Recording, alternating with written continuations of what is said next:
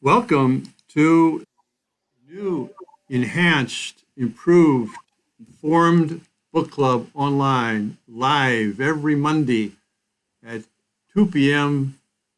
Pacific time, 5 p.m. Eastern time, and the other times in between, as you can calculate for yourselves. This is Father Fessio coming to you from San Francisco, the Ignatius Press Little Studio here. With me is Mark Brumley. Just got off the plane from Denver, so if he falls asleep or starts to mumble like I do without excuse, he will have an excuse. Also, you can see smiling on the right side of your screen, we have Joseph Pearce joining us from South Carolina. This is the new improved version. Joseph Pearce and I are the co-hosts. Mark and others will be here joining us. And we are going to begin discussing our second book called From Fire by Water by Sohrab Amari. And I had intended to have an image of this, but I didn't do it, so I forgot. So let's get started. And we're not sure exactly what the format will be. We're developing this as we go forward. Probably Joseph and I will get in a few disputes, but it's okay. It's good for his humility to lose once in a while. Joseph, let's start with the title, From Fire by Water. Do you know what that means? Well, I know that water means baptism because that's where he ends up, of course, as a convert to the Catholic faith. I'm guessing that fire, I'm guessing, so I'm stressing that. I don't, if there were clues in the text, I've forgotten them. I have read the whole book. Evidently, I'm possibly not closely enough. But I'm guessing the fires, the various fires of passion, whether it's Islam or whether it's the fires of the flesh, which obviously the author struggles with, or whether it's the fires of infernal philosophies such as Nietzscheanism, which he also struggles with. So I think it's fire as in the hell of everything else other than the saving waters of baptism. That's the way I'm interpreting it anyway, Father. Well, we hope to have Sohrab here with us in our last session 4 weeks from now, 3 weeks from now, I guess. And so we'll ask him, if we haven't figured it out by then, we'll ask him, Mark Brumley, do you have any thoughts on what the title means? I have some thoughts, but Go ahead. Do you want to express them? I don't want to express them at this time. Okay. Yeah. Another point before we get any further, Joseph, we have now a new really improved forum where this video will be posted. And you can reach that forum either from forum.org in the community section, or you can reach it at the ignatius.com homepage. There'll be a link that tells you how to get to this forum. What can you do there? You can ask us a question or ask Sohrab a question. You can look for the book and look for the chapters you're interested in.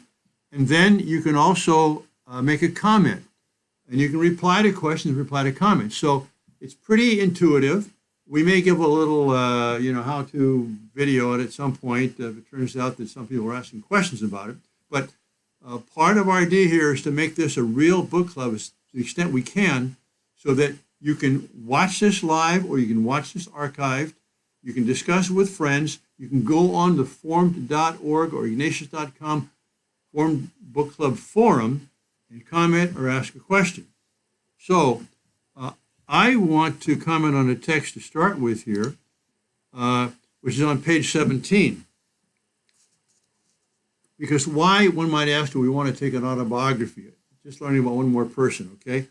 He says this: I became a Catholic after concluding that Catholicism is true, period. It's very important. My accidental circumstances, Muslim-born, Iranian-American, were secondary.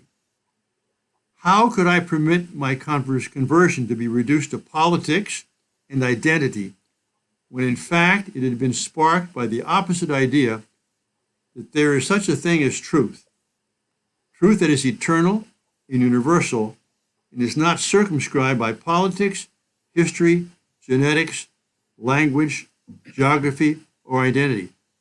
What's really important about that, it seems to me, is that this isn't just a story of a personal life.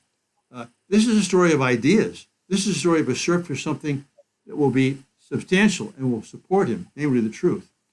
So Joseph or Mark, you want to make any comments on that? Well, it's interesting. I remember when I read the book as a manuscript, one of the things that struck me is how, although he formulates his approach to conversion in terms of truth, he is someone, I'm going to use this expression, he leans into the truth.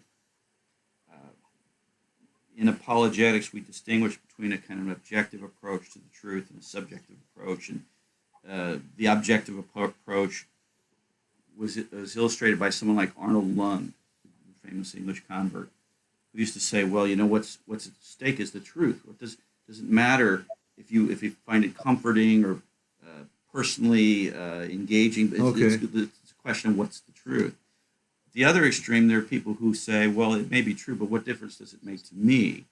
And I think Frank Sheed many years ago gave the example of, as a street teacher, always having to show the personal relevance of the truth. So he said, you present an argument that Christ had two natures, and the typical man on the street would say, "So what if he did?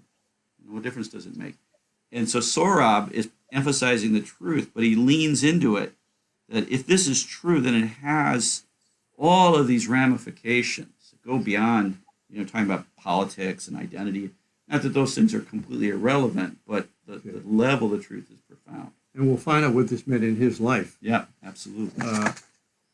Father, could I disagree with Mark Brumley? Sure. As long as you don't disagree with me, you're fine. Disagree with me. But I don't want to completely disagree with Mark Brumley. I mean, obviously quoting You're playing the devil's advocate. The devil's advocate, exactly. No, I think that quote that Father selected needs to be taken on its own terms, and I think that what he's saying there is that the truth is essential. And the fact that he's a Muslim and an Iranian American, philosophically speaking, is accidental. And therefore, I think the most important thing is that the Catholic Church is what she says she is, universal. And it doesn't matter where you're starting from, whether you're a Sri Lankan who's now suffering from persecution, or an Iranian, or an Englishman, or even an Italian American who's become a priest and now lives in San Francisco. The point is that the truth is itself objective, and wherever we start from, and that's one of the things I find absolutely glorious about conversion stories such as this one, is that all roads lead to Rome, but they're all different roads and they start from different places, but they end up at the same place. That's exactly right. There's another text related to this that I want to comment on. I didn't put it up on the screen, but I'll read it from the book itself. It's on page 18 at the bottom. Goes over to page 19. He describes the three phases of his journey. Most of the book recounts how I came to assent to a personal God from a position of unbelief. So from atheism to deism, or theism. That was the barrier I rammed against over the course of many years before it gave way. From there to mere Christianity, C.S. Lewis's term for the basic beliefs shared among the major denominations, was relatively easygoing. That's the second step. The final leg to Rome was easier still. The book reflects this three-stage dynamic. And now there's a conclusion from that, which is in the next paragraph, the next sentence. This isn't a general autobiography. The book deals with the pieces of my intellectual and spiritual life that had a bearing on my decision. So it's not the whole life story of Sohrab, interesting as that is. It has to do with his intellectual journey and all the events in his life that led him step by step from atheism to belief in God, from belief in God to belief in Christ, from belief in Christ to belief in the church. So this is a book which is both interesting, well told, but it's also instructive, informative. It helps us understand our own faith better. That was what I had to say on the preface. Do you have anything more on the preface, Joseph? Not on the preface, I don't believe. Well, then let's go to chapter 1. And I think, Joseph, you wanted to comment on that first paragraph, which we'll put up on the screen. The graphic at the bottom, courtesy of my search on the internet for a Toblerone or Toblerone candy bar, which you'll see how important it is in a moment. I thought that was like sponsorship. They were sponsoring this. There's an idea. Joseph, go ahead. Well, if Toblerone's sponsoring, I want a pay increase, okay? You You get all the chocolate you want. I thought I was an American before I ever set foot in the United States. When I first arrived in my adopted homeland, just before I turned 14, I spoke English fluently with an American accent I had picked up from the movies. If I suffered the exile sense of loss, I don't remember it. For while still living in the Ayatollah's Iran, I had given myself over to the American idea. The journey across the Atlantic ratified what I had already concluded in my heart. So what I found intriguing about this particular quote was, certainly I'm old enough. I'm much older than Sohrab Amari. That I remember the revolution in Iran. I think 1985. 1979. And so when Sohrab Amari is growing up in the mid to late 80s and early 1990s in Iran, my vision of it was an absolute enclosed, totalitarian, Islamist, fundamentalist regime where no Western presence or influence was tolerated or allowed.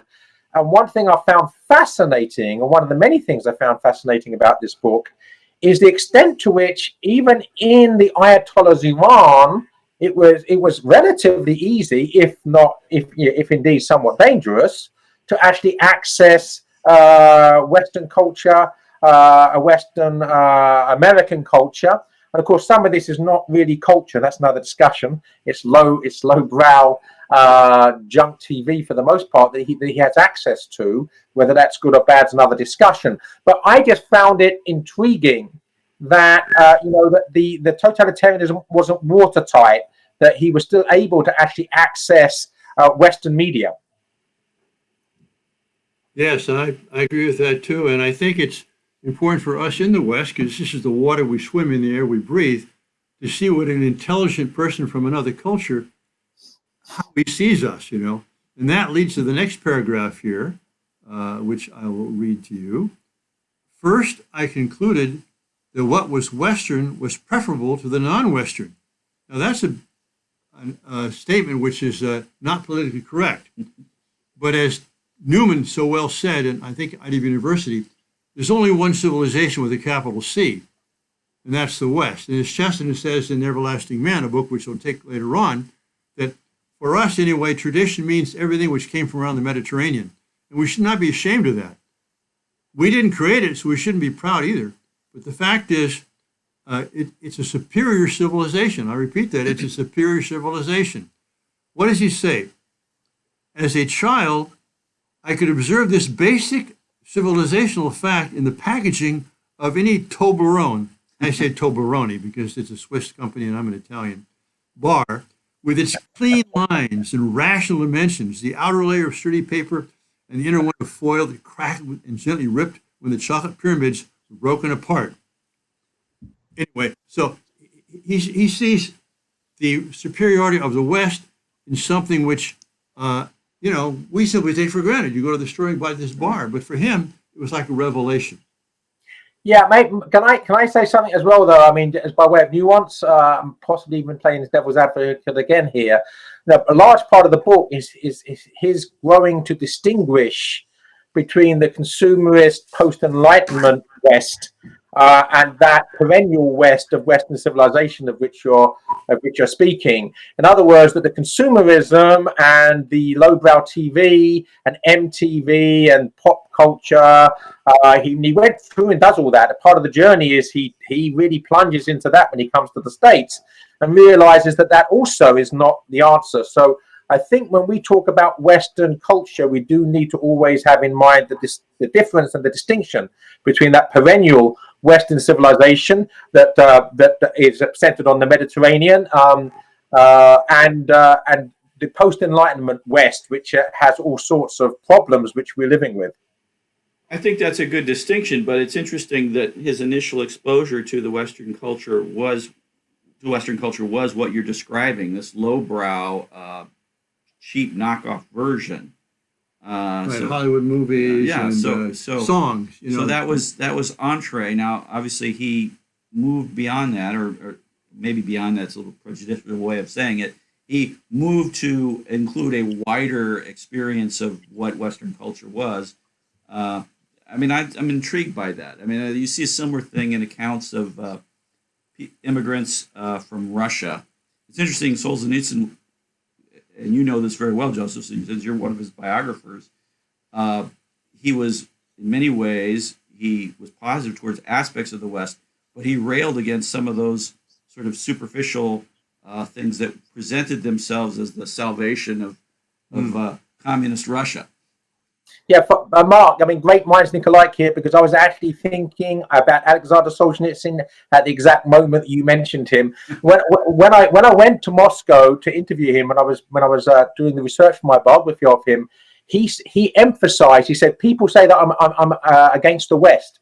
He said, I'm not against the West. I love the West, and I think Russia is part of the West. Yeah. He said, if the Iron Curtain had come down and allowed the cream of Western culture to come in over the top, I would have rejoiced. He said, but what happened was the Iron Curtain came up, and all of the dregs and low life of Western culture came in. So he makes that absolutely crucial distinction. And I think that Sohrab Ahmari also does. He first of all, of course, is seduced by the low life, low brow, post-Enlightenment Western culture, but comes to see, when he tries that out for himself after he arrives in the States, which is jumping the gun because that's our discussion for next week, he comes to see that that's not satisfying either.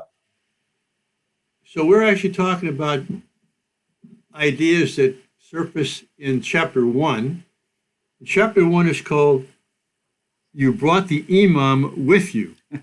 And I have on our forum a description of, under the general section for the whole book club forum, a recommendation of a book by Mortimer Adler called How to Read a Book.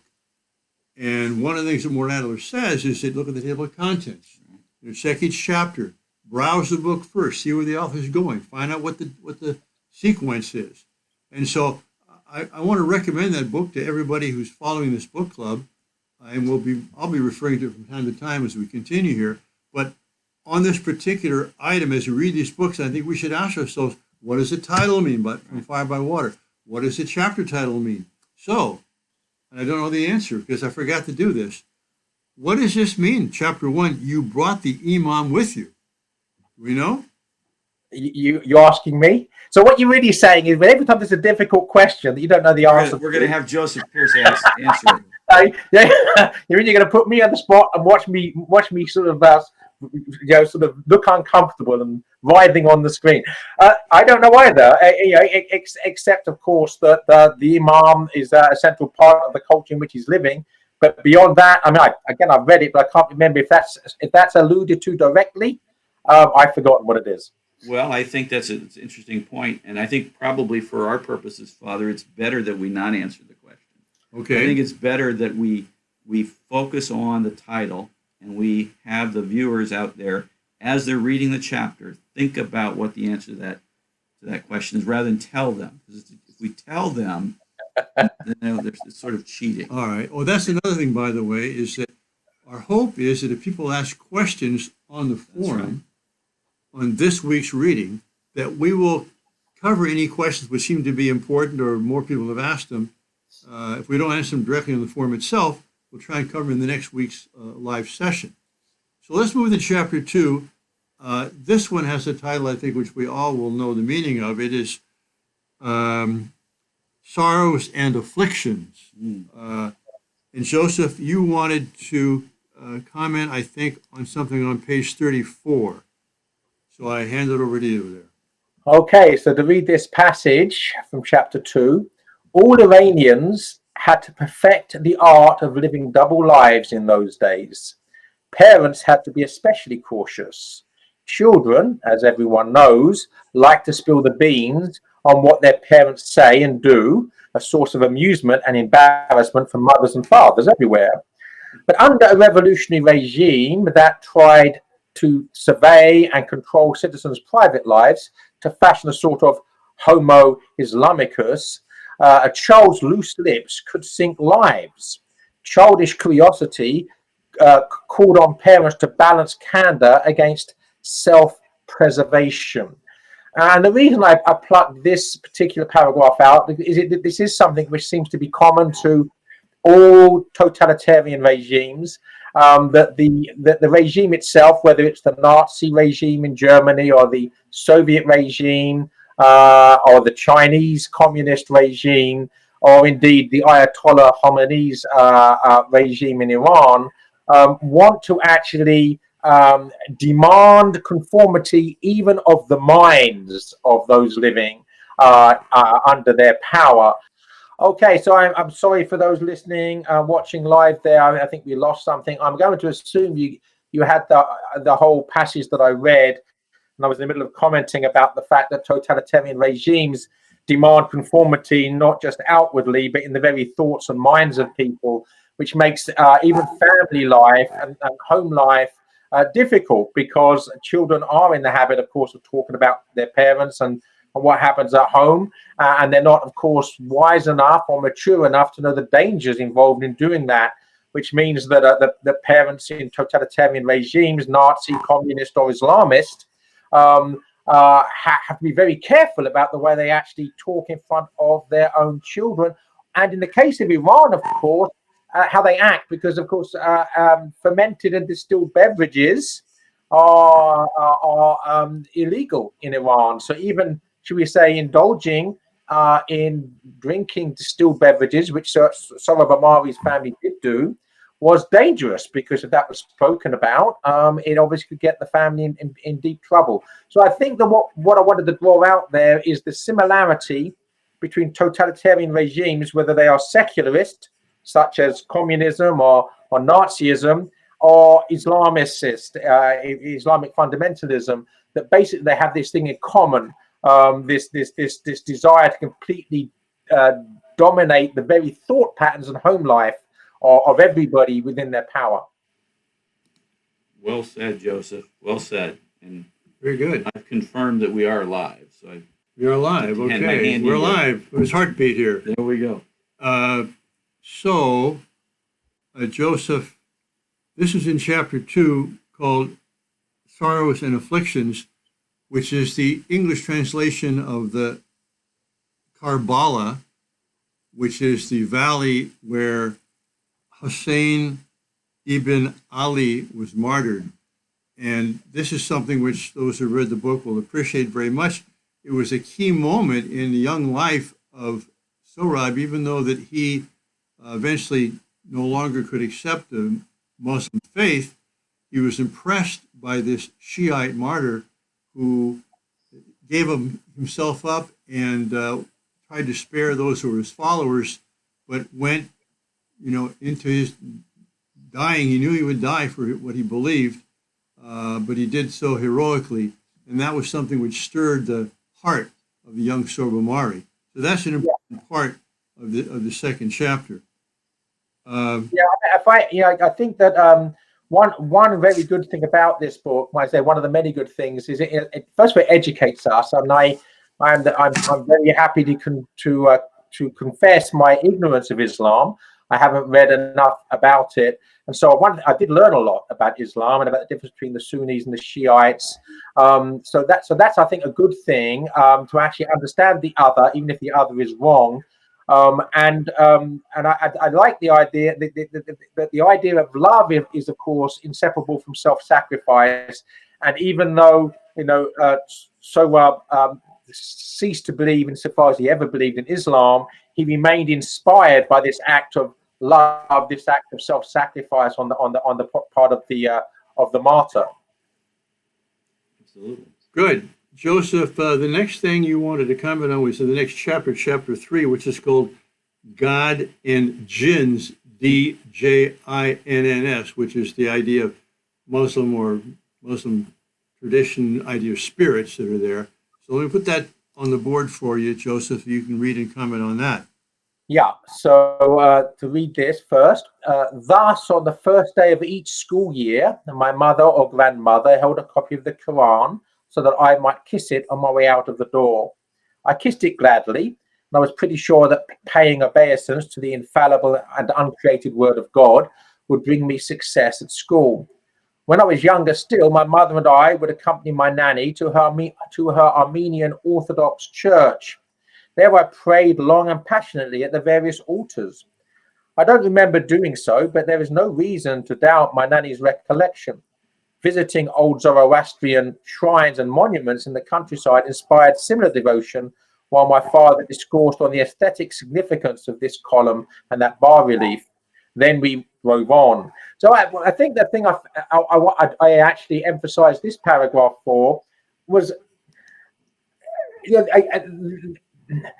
there's parallels here. We mentioned parallels with Solzhenitsyn earlier, but I've also written books on Shakespeare, and you know we have this view of Elizabethan England that it was a complete totalitarian state, and all the Catholics sort of hid in the corner of their homes and were scared to come out in public. And of course, the more you study Elizabethan England, it was much more complex and nuanced than that, and there were known Catholics who were living double lives in the Queen's court. So what I see here is the same sort of thing happening. Even in the Ayatollah's Iran, the Armenians were still worshipping in their Orthodox churches, and in non-Orthodox Muslims were going to this church, being taken to this church by their parents and praying at the altars. So the whole idea that, you know, we've got to, I think, be able to see totalitarianism not in this sort of rather monochrome way, like Big Brother in 1984. You know, that Big Brother has all the power and he sees everything. He's omniscient and omnipotent and omnipresent. In other words, he's divine, and there's no real freedom that's possible within a totalitarian regime. In actual fact, things are much more complex than that, and dissident life can go on and does go on even in totalitarian regimes. So that was why I selected that paragraph. And Joseph, do we not ourselves have to live a double life under our present regime of the media and political correctness? I mean, can Catholics really speak clearly what they believe? You have to couch your language, what you see on this and that. I mean, let's not kid ourselves that we're not a totalitarian state. We have a lot of freedom here, but it's being encroached upon very, very heavily, especially for those who believe in Jesus Christ, believe in the church's moral teaching, believe in marriage of man and a woman, believe in genders being created by God, man and woman. These things that you can't say publicly or directly without possibly losing your job or don't try to get to the Supreme Court. You won't get a Supreme Court. Yeah. You won't be a successful nominee to the Supreme Court if your Catholic faith is something that you take seriously. You know, so I'm not suggesting that the men that are there don't take their faith seriously. I am suggesting that they have to be very careful about how they say things, and that's, again, that's a kind of, it's not the extreme of a totalitarian society, but it's a kind of anti-Catholic pressure, anti-Christian pressure that's put on our society by the elite. Yeah, I think that there are three major forces in the world today, and two of them are totalitarian ultimately, and one of them actually leads to freedom. The two totalitarian ways are secularism, and it's the track record of secularism from the French Revolution and before has been one of mass murder, and is Islamicism, and again ditto, or Catholic Orthodoxy. And again, if you actually look at Catholic Orthodoxy, in spite of propaganda, you look at the facts. The track record of the Catholic Church is one of freedom and, certainly compared to secularism and Islam, tolerance. And we'll see that in this book, because he comes here with a great love of the West, but then he realizes what's in the West. He begins to be critical of that, but not just the low-life culture, but he begins to he reads Nietzsche, and these other authors, Sartre and the existentialists, and he begins to see where that failed. And so what he does, he sees in the midst of, first, this one totalitarianism of Islam, and then a second one, which is affluent materialism. He sees shining below the steps there, Orthodoxy and the Catholic Church. It's a beautiful story. It is, and that second part of the book, which will be the middle part, we said, of the book, which we'll be discussing next week. Again, I thought that was wonderful and fascinating. Also, this is a man who thinks deeply. He's actually tried and tested many of the false ideas, and he's come to the true ideas by actually discovering through experience where the bad ideas end up. Well, yeah, and I don't know earlier when you were going to disagree with me. I don't know that we disagreed, but I was trying to disagree, Mark. I want to come back to the point that this Try harder. is a man who he pursues the truth, and then he begins to say, well, what are the implications of this?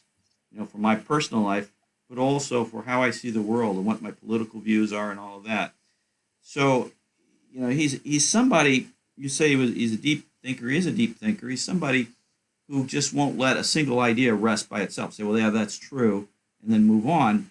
If who says A must say B, and who says B must say C, and it begins to have this transformative influence on him that affects things like how he watches films and which books he reads and so on. Would that our Catholicism, those of us who, some of us are converts, Joseph, but some of us are cradle Catholics, but whether we're converts or cradle Catholics, would that people in this culture who experience the faith would have that same sort of zeal to think through what are the implications when I profess the creed on Sunday? What are the implications for my daily life? And we might, you and I might read the same novel and come to different views of it, even though we come from the same Catholic faith.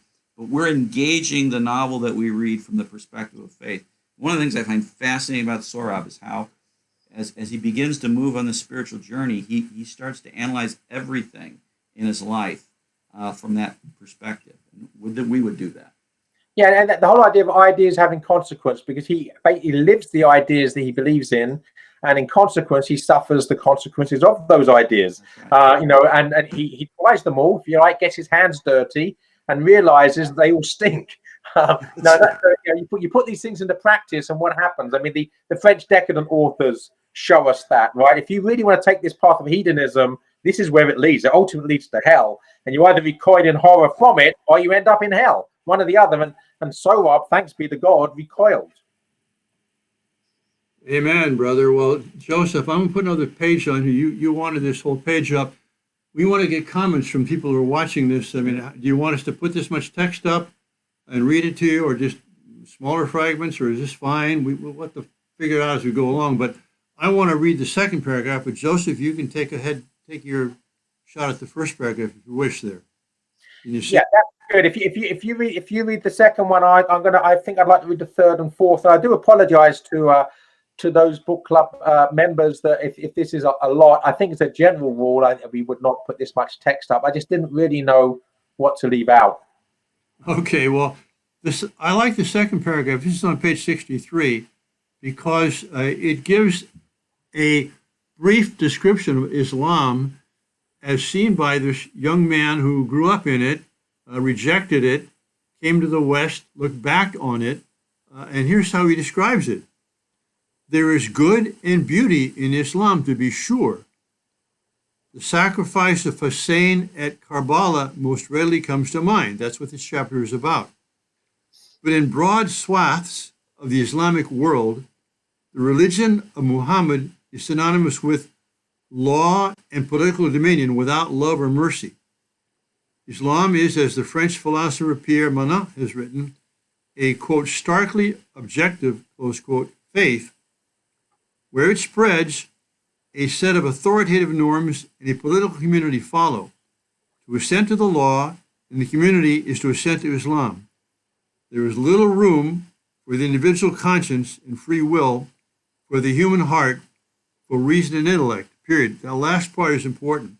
Little room for individual conscience and free will, for the human heart, for reason and intellect. And that was a great criticism which then Pope Benedict on September 12, 2006, at that magnificent speech he gave at Rashford, he pointed out, criticizing both Islam and the West for the failure to understand and appreciate true reason, the Logos, that God is Logos.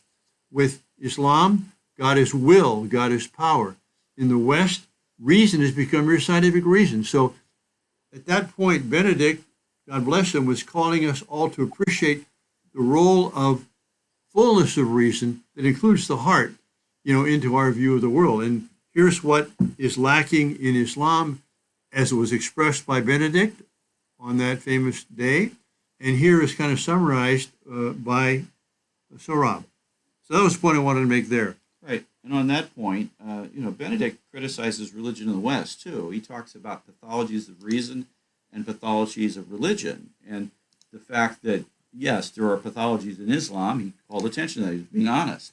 That doesn't mean there aren't pathologies in Western religion as well. And we see that in fundamentalism of a certain kind.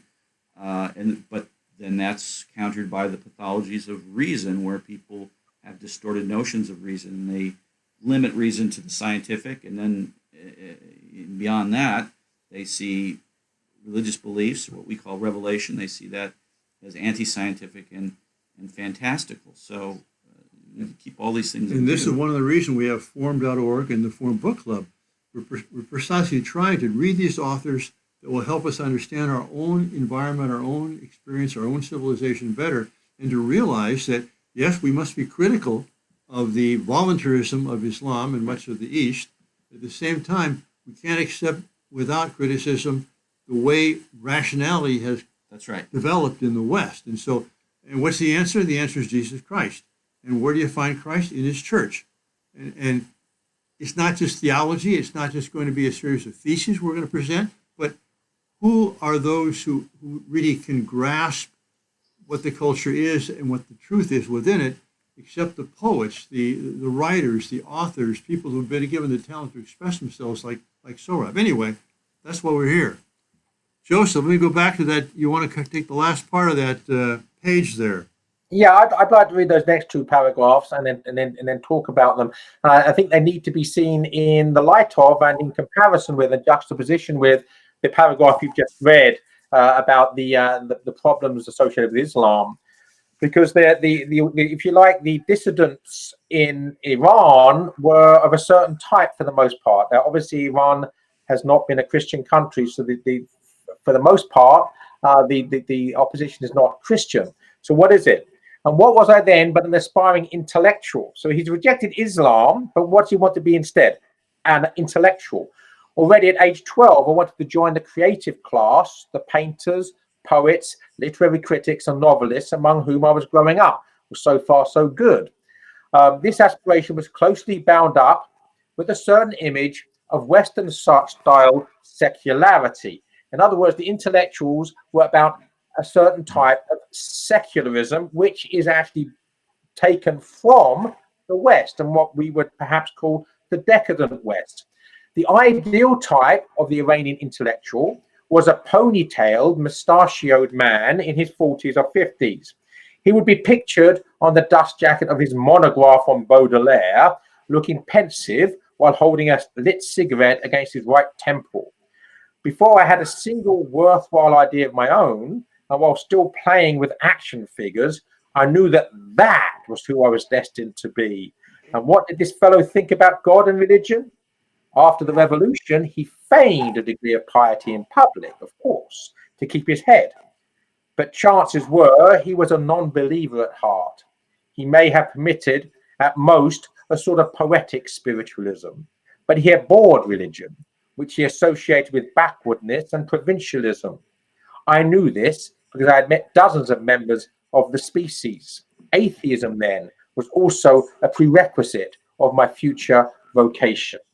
So it seems that the choice that was being faced by the young Sohrab growing up as a child and teenager in Iran was between the official state, which was Islamist, and this dissident milieu, the world in which his parents lived, which was secularist and decadent. I mean, it's significant that he chooses as the representative of the sort of person that these intellectuals write about, Charles Baudelaire, the French decadent author.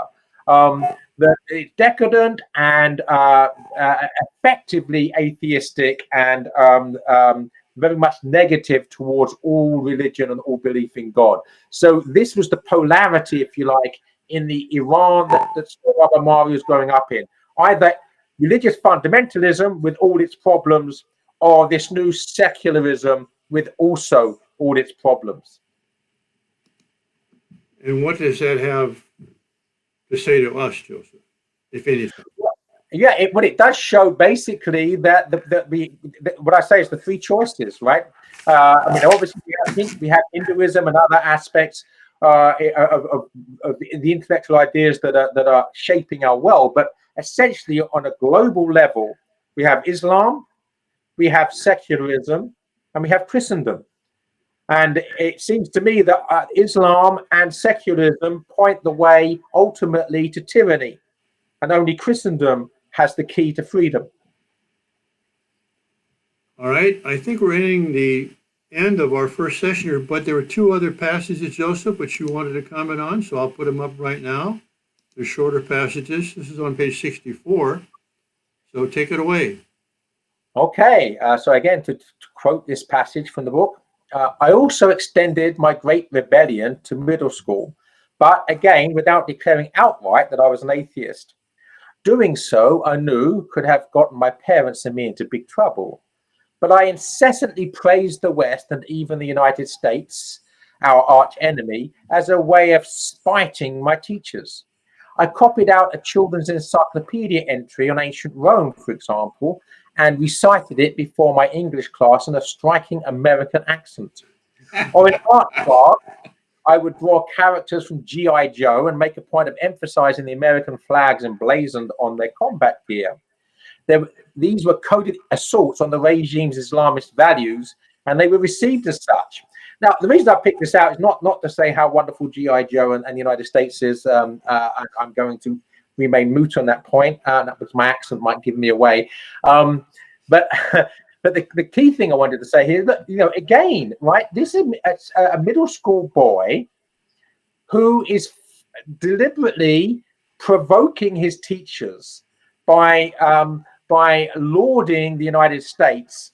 And I think it's important because I really think it's necessary for us to understand that reality in totalitarian times, whether it's Elizabethan England and our understanding of Shakespeare, or the Soviet Union and our understanding of Alexander Solzhenitsyn, or Islamist fundamentalist Iran and our understanding of the world that Sohrab is growing up in, is that it's not a watertight, complete domination a la 1984 by George Orwell, but there are usually ways that the will of the system is not usually a perfect machine. It's made up of human beings, and human beings are not comfortable with abject slavery. So you actually have this wiggle room even in totalitarianism, and I think it's important because we have to understand that nuanced understanding of reality. Joseph, thank you. I'm going to put up one more text for the finishing of your sermon here. This is on page 66. Yeah. So take it away. Okay. And now do I want to read all of this or can I cut some of it? Well, so it gets the same sort of thing. It's just a few pages further on. And again, it's his war against the Islamist regime that he's conducting at school, and particularly against his religion teacher, okay, who's obviously, a complete supporter, apparently at least, of the Islamist regime. So this religion teacher, a middle paragraph there, he says, see, and we're talking about Western literature such as Jules Verne and Mark Twain, see, that's just the kind of decadent garbage you Westoxicated types would read. I like that word, Westoxicated. Westoxicated. It's a good word. He said, tongue only partially in cheek. Westoxication or Weststruckness was an Islamist slur for secular Iranian intellectuals who, lacking confidence in their own culture and identity, pathetically aped Western ways and ideas. So this is the jargon that Amari's religion teacher uses to attack Amari for his reference to Western writers such as Jules Verne and Mark Twain. But then look at this, further down there, we see that things are not what they seem, even with the representative of the regime. Then, too, I gradually caught on that Mr. Porm, I don't know if that's the correct pronunciation, and wasn't all that wasn't all that confident in his own certainties. I caught a glimmer of interest in his eyes when I told him that my family had a great movie guy and that we usually got to watch the latest releases not long after they debuted in America and Europe. He muttered something in disapproval at first and left it at that. Then a few days later, he asked me to stay after Quran class. He had a favor to ask. Could your parents let me borrow some of your tapes? He was especially eager to watch Titanic. My mother obliged. So again, I find this very, very interesting. And again, that how even the heart of the Islamic fundamentalist regime is weak in the sense that they would rather have freedom rather than the absolutism, even if they're preaching the absolutism. And a few pages further on, he inquires about how he might be able to get a green card. In other words, how he also, the actual religion teacher, might escape from the Islamist regime and come to the United States. That's great, Joseph. Look, those who are still listening and watching, we'll continue next week. If you go to forum.org or ignatius.com and look at the forum, you'll find out what the reading assignment is for next week. That is the chapters we're going to be reading. Joseph, should we give them a little preview or leave it mysterious? Well, let's leave it mysterious at the moment, because I don't know if you and I have actually finalized it.